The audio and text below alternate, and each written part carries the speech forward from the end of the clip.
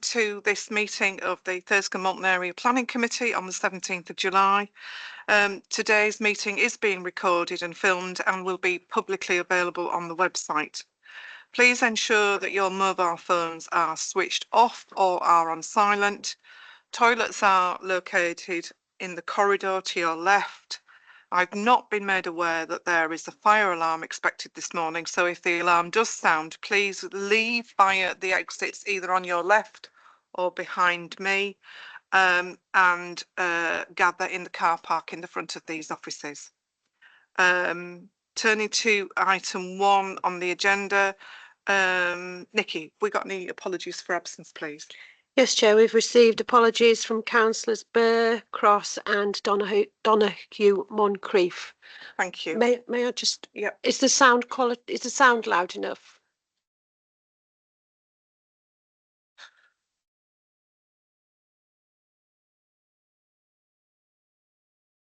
Can we try that again? That's much better, thank you. Right. Minutes for the meeting held on the 19th of June are on pages 3 to 6. It is just the accuracy of the minutes. Does anybody have any comments or amendments that they need to propose to the minutes? Can we accept them by general affirmation? Brilliant, thank you very much. Declarations of interest. I'm going to do this from the chair on a global perspective. As a committee, we have been subjected to lobbying, and there has also been recent press coverage relating to the application before us. It has been brought to us today as an application in which the council itself also has an interest. In the interests of transparency, I think it's appropriate to declare from the chair, on behalf of all councillors present today, that there are no personal or pecuniary interests in this item before the committee today. I'd also like to reassure the public that all members here today have a clear and open mind and will consider the issues before us today on that basis. Can I also just mention to members, and Mr. Thackeray, please don't laugh. The microphone system is sensitive. If I could ask you not to hover over the green button so that you don't switch the mics on and off, because that's part of the issue that we've got with them, that would be most helpful.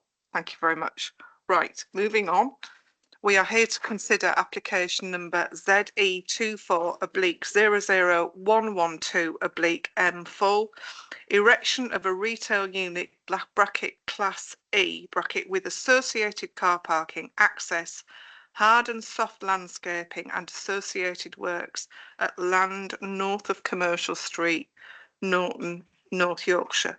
We do have some speakers this morning. We have the agent, Mr. Plum, and I will ask you to come forward when it's appropriate. And also we have the agent and planning consultant and transport consultant who are here to answer any technical questions if we have them. Right, I'll hand it over to the officers for presentation of the report, and then we'll move on to questions. No, we'll move on to speakers and then questions to that. Thank you very much. Thanks, Chair. I'll deal with the officer update note and take you through the slides and the main planning issues. You'll see from the update note we were awaiting a response from Yorkshire Water. The report was written on the basis that hopefully Yorkshire Water would withdraw their objection, the Houghton objection. They have, in their response a couple of days ago, they suggested an additional planning condition which dealt with development to be carried out in accordance with the flood risk assessment and drainage assessment. That's already actually at condition 25, so we've just reworded it slightly to actually include the actual reference of issue PO5, so the correct documents referred to. And then we have an additional letter from Simon Thackeray concerning air quality, which has been circulated for the agenda.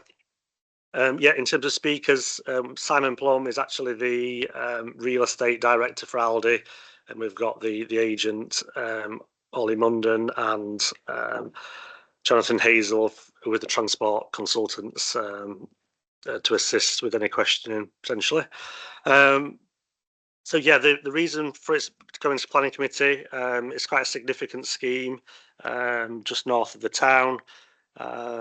It's had numerous representations, both for and against, some from competitive retailers. So obviously it's before members for that reason. The applicant is Aldi. It's a 2024 application. Officers throughout the council have been working hard to get this to planning committee, and it cuts across a number of planning issues. So in terms of the actual slides, I'll just take you through them. You can see it's directed north of Commercial Street on a unused vacant bit of land. You've got the railway to the north, the River Derwent beyond that. You've got some residential properties to the west.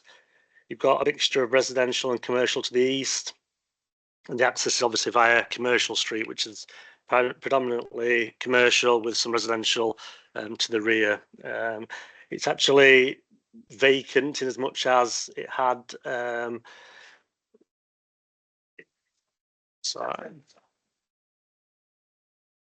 so you can see from that picture at the centre of the site there's some hard surfacing. That was from the old ATS Euromaster tyre depot, which was demolished several years ago. It's had some intervening uses as a car park. The most eastern part and the western part have remained undeveloped, and they are now scrubland in effect, which have been vegetated, which is obviously proposed to be cleared. So next slide, please. In terms of its broader context, you can see just southwest of Malton, on the fringe of the town centre of Norton. You can see its wider location from that image. The site is highlighted in yellow and red in the centre. Next slide. So this is what it looked like from 2007. That's when the commercial buildings were in place. You can see how undeveloped either side of the buildings are. Next slide. So this is probably the most important plan, and this is proposed site plan. You can see the access remains. So you come in, and there's 2 car parking spaces lost on the site frontage, which is currently used. The site is currently gated off with Harris fencing. You'd enter the site through Commercial Street to then a 8 to 9 space car park to the west, then the main building to the east. You've got some landscaping in the northeastern corner and some in the western corner. The car park is pretty much free from development in terms of landscaping. It's quite a tight site. There is some opportunity for landscaping in and around, but the compactness of the site has restricted the actual size of the store and the parking layout. Next slide, please. In terms of the elevations, so it's a blade construction, the developers refer to it as. So a gently sloping roof. You can see the frontage faces west, heavily glazed, composite materials, and you'll see from the report we did introduce some more brick, which is more traditional in the conservation area of Norton, to improve its overall appearance, and that's picked up in the design and character sections of the report. So you've got the highest part facing the railway, and the lowest part, the lowest part near the railway, and the highest part sloping towards a Commercial Street. Next slide. That's just a floor plan, pretty standard design, big retail space with staff facilities and storage on site. The HGV goods centre access is adjacent to the railway, so away from the residential properties, and the plants and equipment again is on that northern elevation. Next slide, please. This is the landscaping plan. Obviously, to facilitate this site, the trees have been cleared, or would be cleared in the event of planning permission be granted. There are some boundary trees which screen it from the railway, which are retained. And you can see there's planting at the site entrance and in the corners of the site where necessary. In the north eastern corner, there's a Yorkshire Water easement which is the rear of the store, which prevents more significant planting. That was the reason why Yorkshire Water originally put a holding objection. Next slide, please. This one gives you an indication of the cross section. So it shows the slope of the roof in relation to the scale and massing of the properties that surround it, particularly those from Commercial Street as it slopes away down the hill to the railway. Next slide, please. This is an artist's impression of how it could look in the event of planning permission being granted. So the access is maintained. The former bus stop would be moved. There'd be a 2-metre footway providing access to the site with a narrower footway on the opposite side with 3 communal off-street car parking spaces to replace those which are lost on the Commercial Street. The sense of enclosure obviously is maintained with the proposed wall. Those materials were changed as well as a result of discussions with the conservation officer. And you can see that the building has limited impact in terms of its visual impact from Commercial Street, and its materials enable it to sit quite comfortably in this rear backland site. Next slide. And this is an image of how it may look, again, from the site frontage facing west. So pretty modern in its design, picking up, obviously, various design features, particularly in the materials, really, to reflect those in the conservation area. Next slide. So I'll take you through a few photographs. This is standing at the site entrance. To the left is the building, which has just got planning permission to change its use. This is where the 3 off-street car parking spaces, and where the vans are parked would be where the main corner of the store would be developed. Next slide. This is looking, that's the hard surfacing left over from the ATS hard standing, which was demolished and previously used for parking.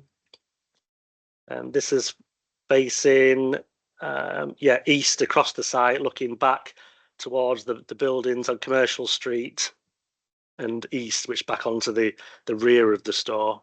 You can see how vegetated it is there. Next slide. This is standing opposite the site, showing the former Harris fencing. This is where the main entrance formerly was. Next slide. Again, you can see in the foreground there the bus stop, which is needed to be moved because highways were concerned, which is picked up in the report about buses waiting on the highway and impacting on vehicle visibility leaving the site. Next slide. And this is on the site entrance, looking back at the proposed converted building in the foreground. Again, from the site entrance, looking north.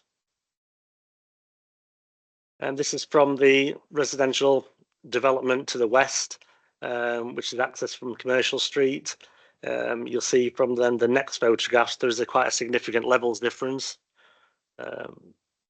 So this is walled, and you can see how vegetated this western part of the site is. And then you can see highlighted is the railway and the actual levels difference from the residential properties to the west. Slide. This is in the northeastern corner, looking back onto Commercial Street, and you can see some tidy nature. And you can see some of the residential properties which are at the rear of Commercial Street. Again, this is facing east to the rear of the store. Facing south. Sorry, I think that is actually facing, south it is.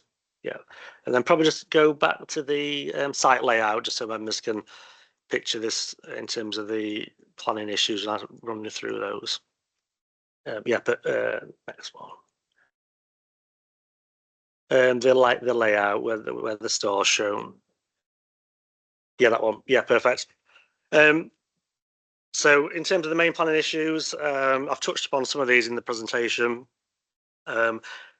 In terms of its history, it has had permission in 2014 for a residential scheme to the west of the site.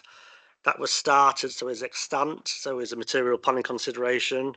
It was never developed out for a variety of commercial reasons. However, obviously, does form an important consideration in terms of traffic movements, built form, flooding, etc.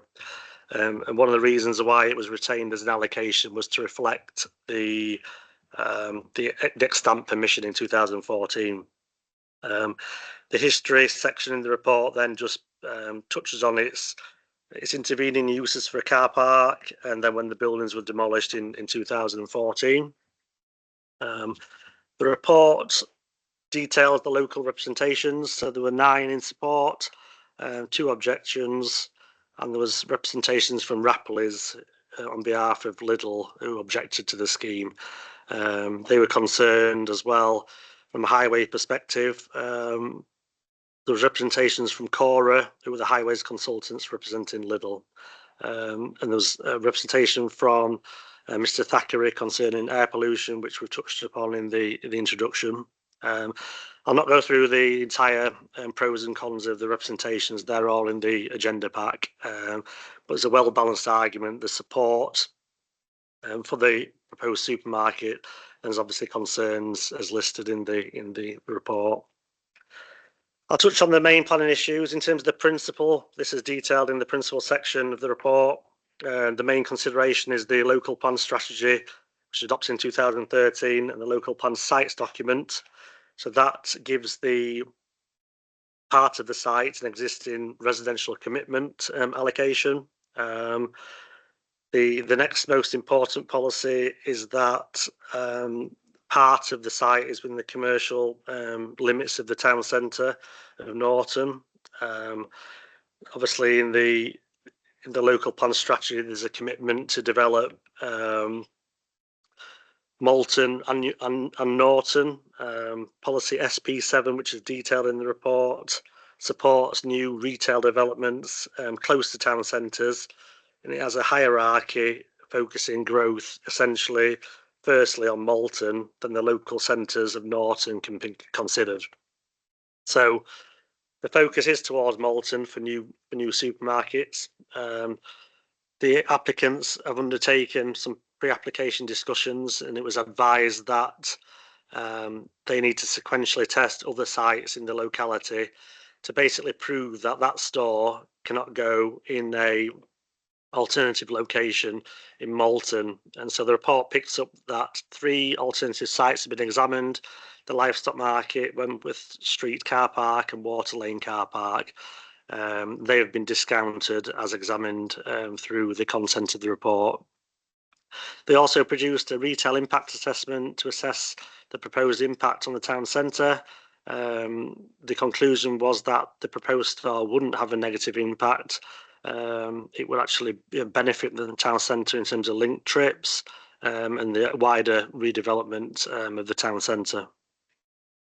And then more recently, the Malton Norton Neighbourhood Plan. There's a specific policy in the adopted plan which refers to the regeneration of the land to the rear of Commercial Street. It's identified on the policies map, potentially retail, light industrial uses, the development of a public car park and associated infrastructure. This says it will be supported.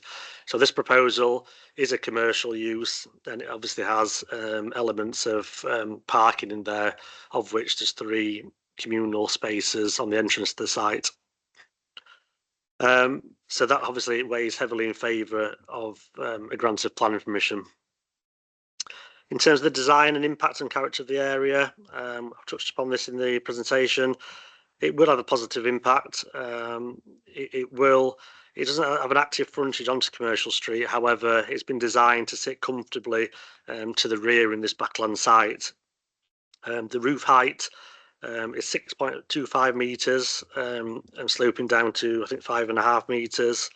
And it will sit, say, comfortably in that backland site without over-dominating its surrounding uses. And I've touched upon the fact that the materials were changed in the design. So we we, the council, consider that it would have a neutral impact in terms of design. It would be a welcome regeneration of this brownfield site. In terms of trees and landscaping, again, there has been some scrub clearance necessary and limited planting throughout the landscaping plan. In terms of highway safety and highway impact matters, this is detailed in the report. There has been a transport assessment submitted with the planning application and an interim travel plan and a stage 1 road safety audit. The proposal is for 89 car parking spaces, which has been slightly reduced to accommodate some more flooding capacity recently. This is in line just with the North Yorkshire parking requirements for Class E supermarkets.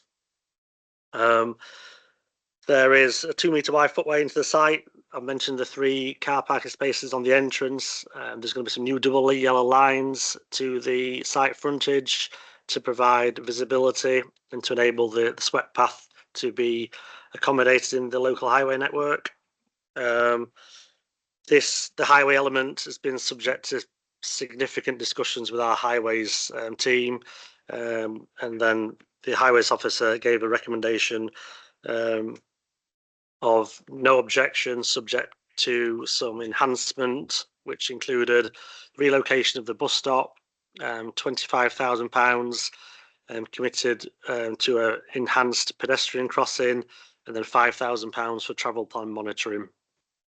Condition 31 deals with construction management and could potentially deal with HGV movements to the site from construction point of view.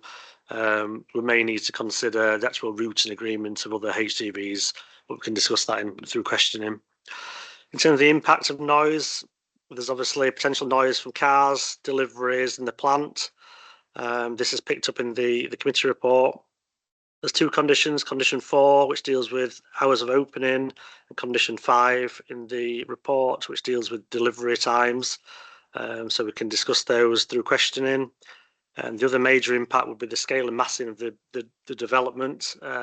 It's positioned on a relatively isolated site, well away from residential properties, and its scale and massing doesn't represent a concern. That's not really been picked up through any of the representations. There's a whole section on nature conservation. There was potential impact for the River Derwent to the north. There was a shadow habitats regulation assessment applied. There's various iterations of this which finally satisfied the ecologists, and there's biodiversity net gain being committed off-site, and this is a pre-net gain submission due to its age. In terms of flood risk, it's in flood zone 3. The car park is in flood zone 1 and 2. As picked up in the report, and similar to the retail impact, the sequential test was regarded to be satisfied, and there was no exceptions test required due to the nature of the use. The Environment Agency were satisfied through various lengthy discussions about flood modelling and surface water capacity on the site, given its location south of the river. So the Environment Agency withdrew their objection a couple of months ago, and you'll see from today Yorkshire Water also withdrew their objection. There's additional water attenuation through the drainage scheme from tanks under the car park on site, and this satisfied the LLFA.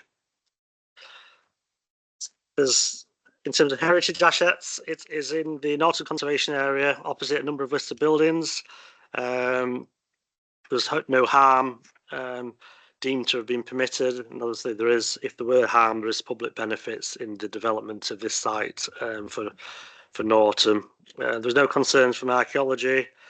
In terms of contaminated land and air pollution, there was a phase 1 submitted with the planning application.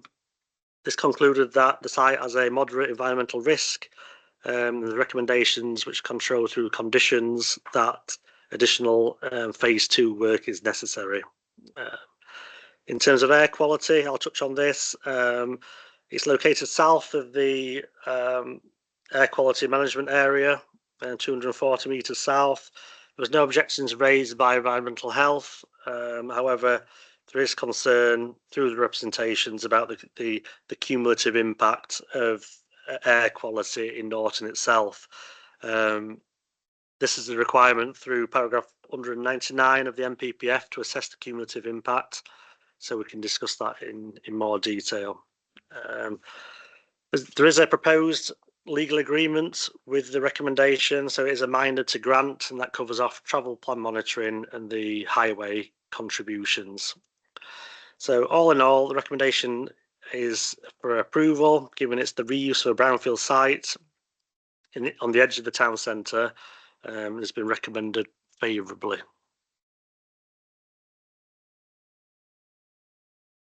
Thank you very much. It is now time to ask Mr. Plum to come forward from the applicants. Mr. Plum, do have a seat. You've got 5 minutes. It's the green button on the pad in front of you. And if you would like to present your case, then I would be very pleased to hear it. Morning, Chair, members of the committee. Yes, thank you for the opportunity to present to you this morning in support of this planning application. I am a real estate director for Aldi, and as mentioned in the intros, I'm joined today by our agent Ollie Munden of Avison Young and Jonathan Hazel of Andrew Mosley Associates, who advised on transport matters, which are just sitting behind me. We're very pleased this planning application before you is recommended for approval. It's the culmination of many months of work with your officers across various departments, resulting in all matters having been resolved with no outstanding objections from consultees. Aldi has been really interested in developing a new store in the Malton and Norton area for many years and considered a number of opportunities within the towns. But the proposals before you today give choice to an area that doesn't currently have an Aldi, and indeed residents currently need to travel to Scarborough, Pocklington or York to access our offer, that which is up to 18 miles away. The site in Norton, which compromises a vacant brownfield redevelopment opportunity, has lain vacant for a number of years. It's one which the council and the community want to see developed.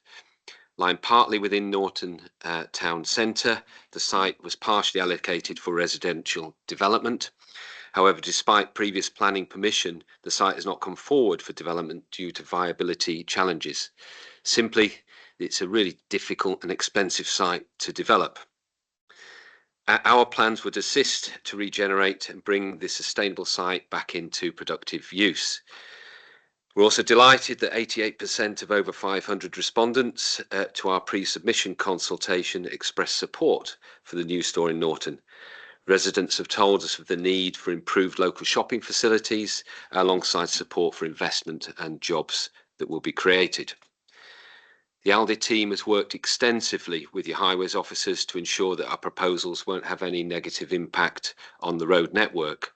And as previously explained, this includes a variety of improvements alongside a contribution of £25,000 towards improved pedestrian connectivity close to the site. We've also sought to address concerns raised in our consultation in respect of parking on Commercial Street through provision of 3 additional spaces as a part of our site access. The existing bus stop is to be relocated with an improved facility slightly further east on Commercial Street.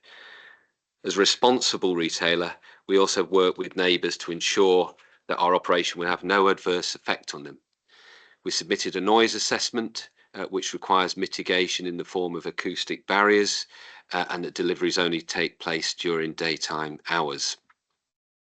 We've also undertaken an air quality assessment which demonstrates the proposals would have no adverse effect on immediate and nearby neighbours. Significant consideration has been given to flooding concerns, and through dialogue with the Environment Agency and Yorkshire Water, there are now no objections. This has been achieved through ensuring that the store and access are out of any flooding risk and by altering the levels of the car park and ensuring that there will be no adverse effect on neighbouring properties from potential flooding. Up to 40 new full-time equivalent jobs will be created, paid at our industry-leading rates of pay. New positions will be targeted via local people, via work organisations such as Job Centre Plus and others, and obviously further jobs will be created during construction and in the supply chain. To sum up, this scheme regenerates a disused site, it improves shopping choice in an accessible location, which will help stimulate link trips with Norton Centre, creates 40 new jobs for local people, involves in excess of £6 million worth of investment, and is deliverable. If Aldi is granted planning permission today, our intention is to start on site pretty much as soon as we can, so later this year, and have a food store open within 12 months. Considering these benefits, we ask members to approve this application in line with your officer's recommendation. If you have any questions, myself and my team would be happy to answer these. Thank you.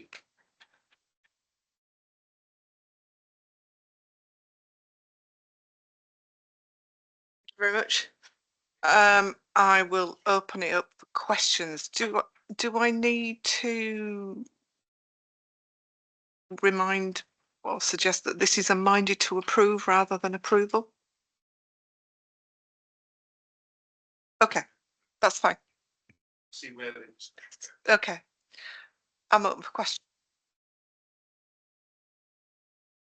Thank you. This is something quite minor really, but as I was looking at the proposed site plan, I see a car park. A lot of the young ladies and gentlemen of the town may see a racetrack. I just wondered that I know we've had issues in Pickering with especially car parks that are squarer, that they just see it as a loop to go round and round. I just wondered if there was any mitigation for speeding around, like the speed humps, etc., so that the low cars don't get up to much speed.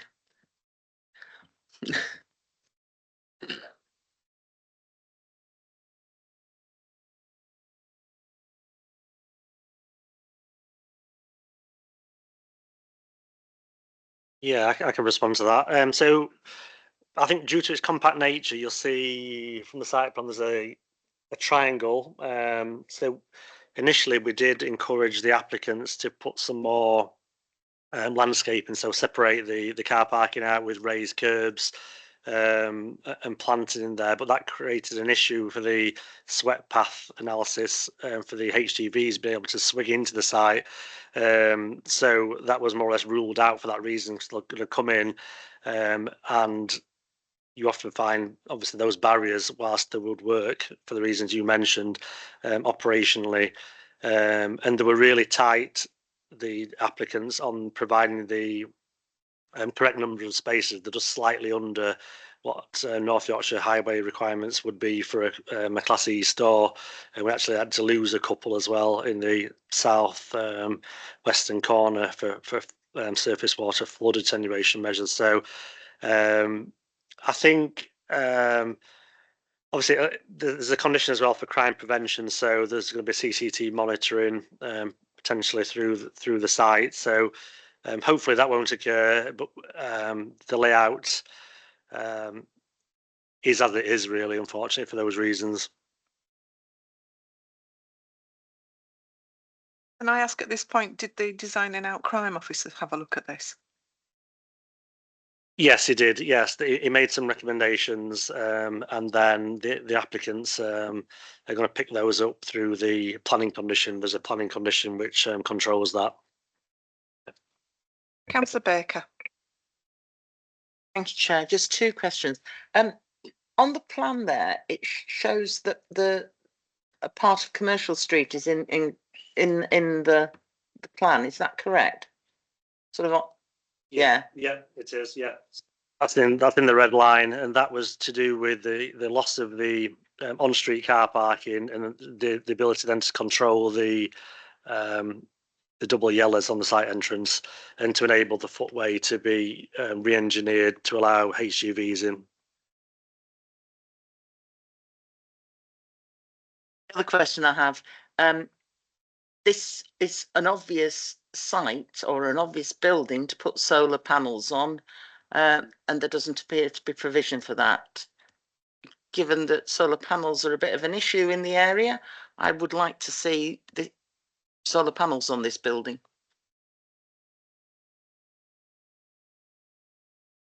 Yes, there aren't any on the actual design. Obviously, the building slopes. It's whether or not the slope is conducive. You're probably going to have some overshadowing from some of the properties on Commercial Street as well, given it's on lower land. I guess that was one for the applicants to consider. They haven't provided any. It also potentially due to the construction as well of the scheme and its roof design. We could potentially pick that up. Councillor Sanderson. Thank you, Chairman. I think most of my concerns are around issues dealt with by statutory consultees, but I'd like some clarification on them anyway. I think Joy makes a really good point about the use of the potential abuse rather than use of the car park. We've had it in Pickering, we've had it in Thornton-Adair, we've had it in Malton. We know what happens. Could we not have collapsible barriers that are actually just erected at evening times? Because when you look at the plans and the opening hours, that's written into the design, so potentially that could be done with collapsible barriers. The other thing in relation to highways is the zebra crossing. Is it a zebra crossing or a pelican crossing? Or a puffin crossing? It's a contribution to an enhancement of the existing crossing. The actual, I don't know the actual detail of it. That's going to be worked out once the contribution is made. There is potentially, we'd have to design a spec, and then the works to be carried out, obviously by the Highway Authority. I'd probably have to get, if you want to see the detailed design, we'd have to probably revisit that. My concern is we have a similar problem in one of the villages I represent, and the crossing is very close to a junction, and every time someone pulls out, there are near misses on that junction. So I can see that it's very similar to a crossing that I have a lot of issues with. So I think I'd like to see some of that tied down before it actually went, because there's potentially going to be much more traffic movements coming out of there than ever there was before. So that is a real concern to me. Also, a little bit confused about the HGV entrance, and the deliveries during opening hours or daylight hours is a good thing and a bad thing. You know, it's good in that you're not going to have noise to the residents, but it's bad in that you're going to have lorries reversing round while you've got a small car park and those traffic movements. Yes, I think. Sorry. In terms of the deliveries, yeah, the location, obviously, the hatch is on the northern elevation to push it away from the residential properties. I think as operators, they generally try to beat the morning rush, so that's why you've got a slight difference in opening hours to delivery times to allow probably wagons to come in early morning where the car park's free to drop the loads off and then exit whilst the road network is relatively clear. So obviously the applicants are well versed in this type of arrangement, and there is controls through the conditions. So yeah, it's a fair point. I guess it'd be open to members to consider conditions 4 and 5 appropriately, really, as well, if they wanted any variation to that. Can you just confirm, please, where the HGV entry is on the? Yeah, on the plan it's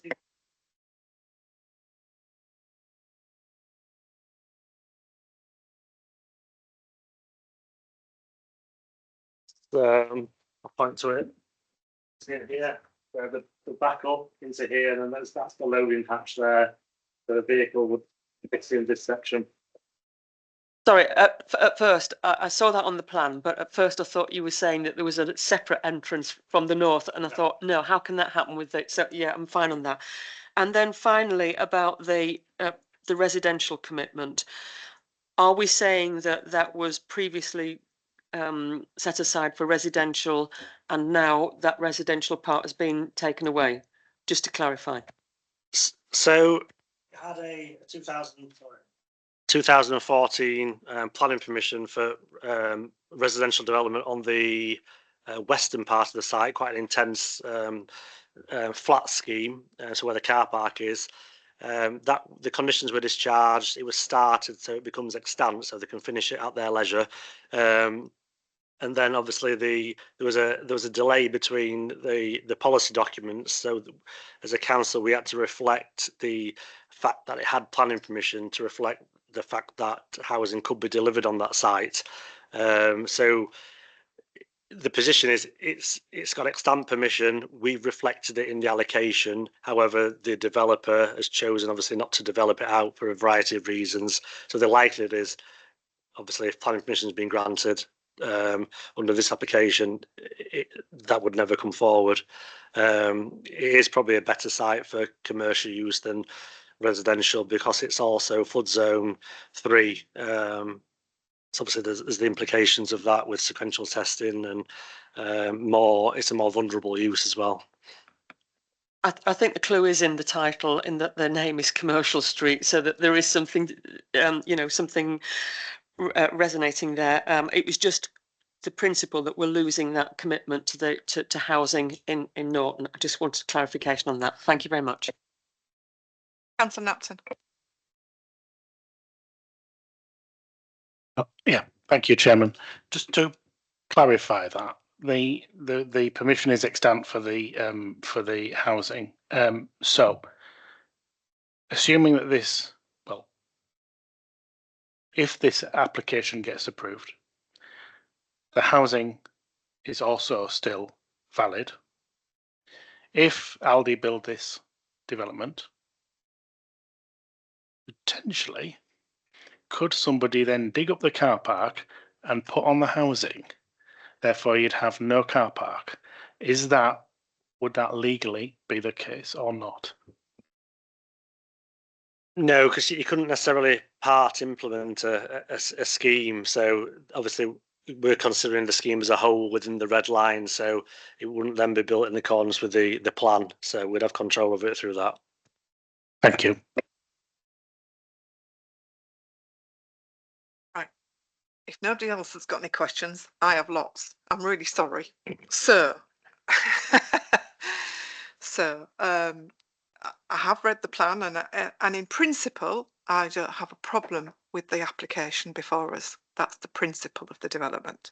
However, I have a number of concerns which relate to highways, air quality, travel plans, etc. So let me start at the top.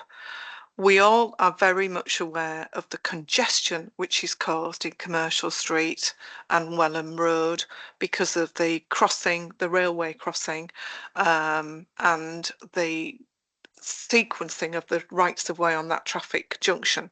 It is a problem. There is often standing traffic coming from Commercial Street to cross either into Malton or go up Welham Road. So that for me is an issue, that congestion.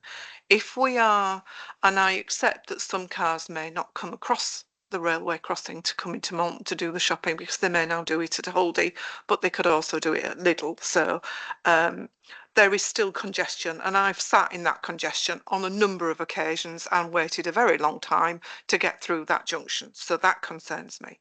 So where we've got congestion, we therefore have air quality impacts because cars don't always turn off automatically. Some cars still do run, and people stay with the exhaust fumes going into the atmosphere. So we've got a possible air quality impact, which, no disrespect to the modelling, you may or may have not have taken it all into account, but I would have liked to have seen the air quality sensors there to have a baseline to know going forward whether we do have an issue or not. We don't know, and unless we've got a baseline to work from, we won't ever know that.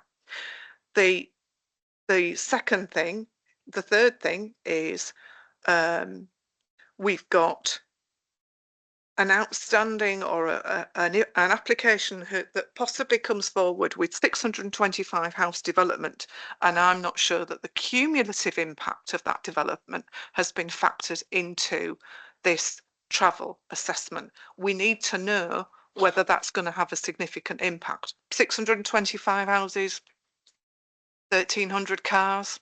I think it probably has. So I think we need to look at that as well. And then travel plan for the deliveries. And I accept that there are constraints at County Bridge, which means you can't get big lorries over that bridge. But I would have liked to have seen a travel plan that dedicates access to be and exit to be via Brambling Fields off the A64, so that we know that that traffic will be dealt with. So those are my points to raise. Also, I'd like officers to confirm whether this is subject to SIL and whether 25% of that SIL contribution will go to the community for whatever the community sees fit to spend it on. Thank you.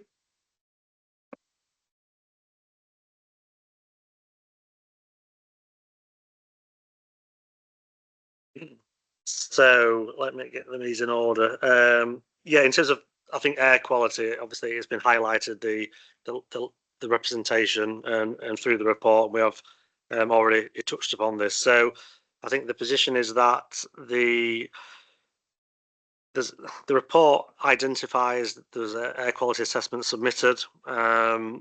This site lies outside of the air quality zone. Obviously, traffic reaching the site and going to the site would create some of the issues you raised, and that's a fact.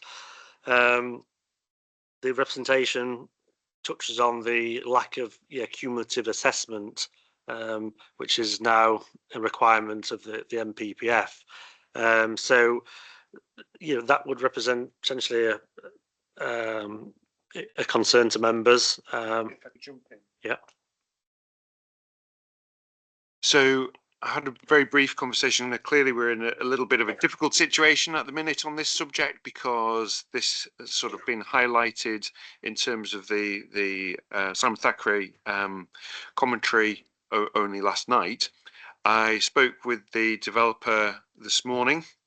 Their position was that anything that was in the local plan allocations has been taken into account cumulatively. My difficulty in advising members is that I've not been then in a position to go back to highways and to go back to the environmental health team to effectively check that they agree with that position and that the data is reasonably robust. The traffic survey, the traffic survey that informed the air quality assessment was undertaken by the developer in 2023, as I understand. So again, is relatively up to date from that point of view in terms of new development in the area and the direct impact that that has had. And combining that, as I say, with the allocation requirements that they've stated to me, whilst not explicitly set out in their report, has been taken into account, as is standard practice with the preparation of such a report. As I say, my problem in advising you all this morning is that I've not been then able to go back to our internal consultees to effectively verify those matters and give you that specific assurance. Leave that there for the minute. Your, I think it was second and third points about the routing of construction traffic and the HGV servicing the sites. So that has that's been picked up through the applicants have raised this in their addendum to the transport assessment. There's an expectation that the site would be serviced from, in terms of deliveries, when the site's operational, from the A64. That ideally would be picked up through condition 31. However, that's more to do with the construction management as opposed to actual a specific bespoke condition on routing agreements. So we could add that as an additional condition. they're sometimes obviously very difficult to enforce. That's why we tend to shy away from them. But obviously, if the applicants are comfortable with that, I see no reason why we couldn't control that by an additional condition. That would obviously agree. Condition 31 would agree the routing of the construction traffic, and an additional condition for routing would be for the delivery HGV drivers. There's an expectation from the transport information that the HGV servicing the site will come from the A64 and not through town, and that's in the actual highway response addendum submitted by the highway consultant. So they have gone consideration. There's an expectation that it would only be right turn into the site from the east and not from the west. And the third point was about sill. Do you want to answer that, please? Co-wrote sill It is. for Hambleton. I didn't have any handle on this one. So supermarkets, yes, it is included, £120 square metre. So that would be included. So it does attract sill, Yes, and because there is a neighbourhood plan in existence, I believe the correct. community gets 25%. That's correct. Thank you. Anybody, any other questions? Councillor Sanderson. Sorry, I was just searching on my document. So what you're saying is about entrance from the A64. We've dealt with national highways before about getting entrance. Yes, not just the signage. They won't do it unless there's a development of something like 10,000 properties. They won't put another. That's what I understand. And I've just searched the document. There's no consultation to national highways in the document, so it would be materially altering that plan, and we would need a separate consultation from national highways if that was to be the case, or that was a suggestion there. Yeah, that's correct. Because of there was no national highways consultation, it didn't trigger it. So any agreement would be controlled by planning condition and agreed with our own highways authority. So if you want obviously directional signs on the A64, then we'd have to obviously involve the national highways. I'm not really bothered about directional signs. It's about the principle of allowing another exit from, because national highways always say, I know because the A64 is in my division, that bit. When you talk to national highways, they won't, the idea of a trunk road is to keep traffic moving, and so therefore they usually or generally refuse extra exits and entrances. Regina, Have I got you wrong? Yeah, I think you've got me wrong. Basically, they need to use the Bramling Fields junction. That's what we're saying. Okay, sorry, It's I've got you access wrong. from Bramling Fields that needs to happen rather than through A separate exit. Yeah. I just couldn't get my head around that. Yeah. Sorry, Pete. Just sort of picking up on some of the themes. I mean, it's something contrary to what Gareth said, something that we've done fairly regularly, working with developers, both in terms of construction traffic and in terms of their traffic management, and particularly with an organisation, I suppose, like Aldi, whereby they've got regular deliveries, often with the same drivers. It's been relatively easy to establish those patterns. So clearly, day one, they all come in the wrong direction. Don't get me wrong. By day 31, then those patterns have been established. They've been picked up by local residents that things haven't worked, and so they've reinforced that. Generally speaking, it's been an effective way of dealing with those traffic movements in order to ensure that they're using those preferential routes. So from my perspective, looking at the travel plan, looking at the construction management plan, I'm, let's say, relatively satisfied that those matters would work, in particular in the fullness of time as they establish those methods and establish those routes.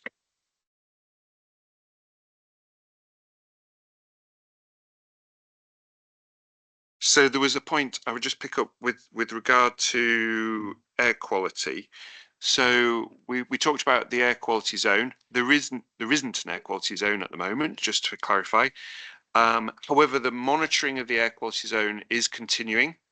I understand that the report for the air quality zone is out very shortly. The data has all been compiled, collected and finalised.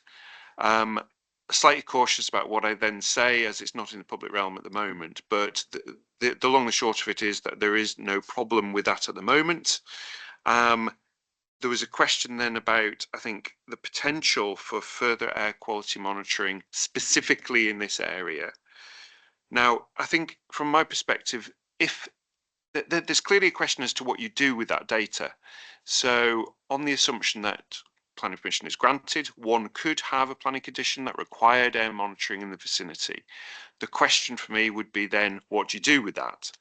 So if you establish that there is a specific problem, you could then have a trigger that requires the developer to do something. Now that something is clearly going to be limited to trying to manage people's behaviours in the vicinity, be it encouraging walking and cycling, be it information based.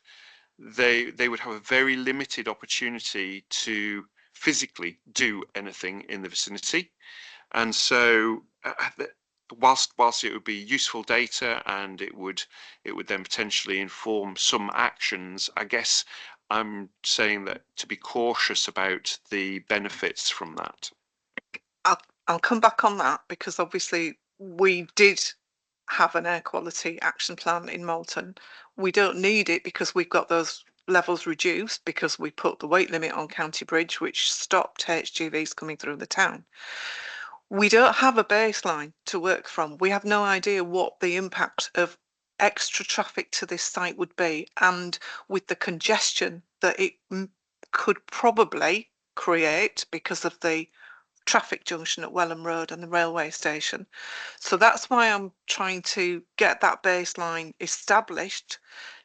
What we did in the air quality zone, and the signs were up for quite some time, was request people to switch their engines off when they stood in traffic. If we don't know what the impact is, how can we put those signs up to suggest that they switch their engines off? So that's my concern. We've been here before. We need to be alive that this could be a potential issue. And certainly at the moment, the monitoring is very specific in a very specific location for a very specific set of reasons. Agreed. Any more questions? Sorry, I know it's question hungry, and I am conscious of it, but I think we do need to make sure we've asked enough questions. It would be wrong of us not to have asked those questions. What's that?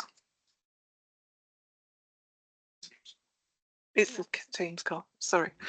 So I'm going to move it into debate. We don't have the local member, obviously. So I'll open it up to debate to the rest of the councillors.